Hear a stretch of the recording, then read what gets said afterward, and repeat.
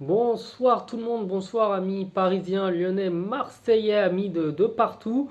Une vidéo très rapide pour revenir sur la condamnation parce qu'on a appris aujourd'hui que eh bien, celui qui avait lancé la bouteille sur Dimitri Payet avait été condamné.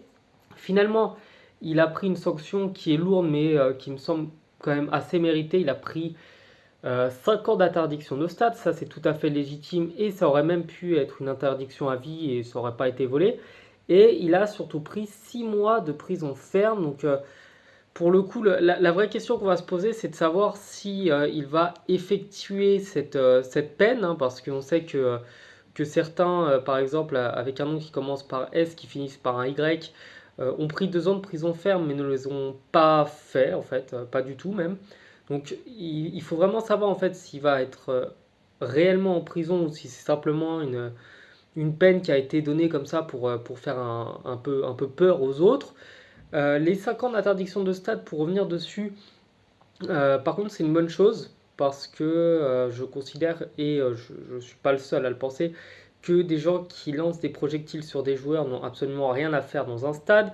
D'autant plus que Jean-Michel Aulas a tenu à rappeler qu'il n'était ni abonné ni membre d'un groupe. C'était donc quelqu'un qui venait là de manière très occasionnelle au stade et donc qui ne pouvait pas être assimilé aux supporters lyonnais.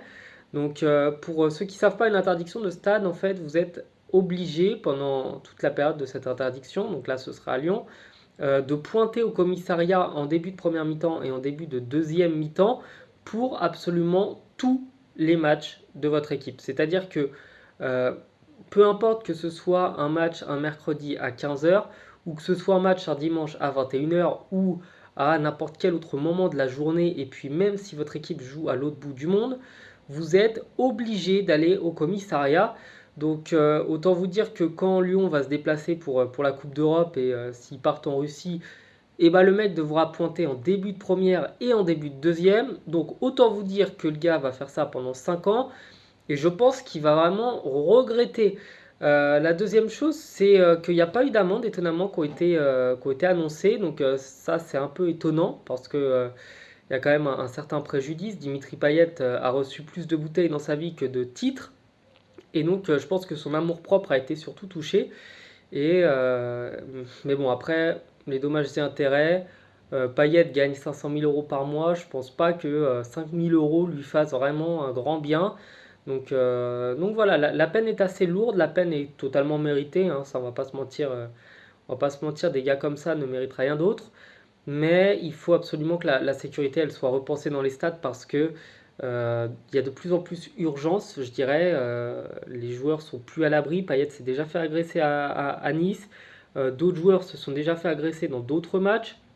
Ça fait la 6e fois en espace de 2 mois, 2 ou 3 mois depuis le début de l'année. Donc il y a une urgence.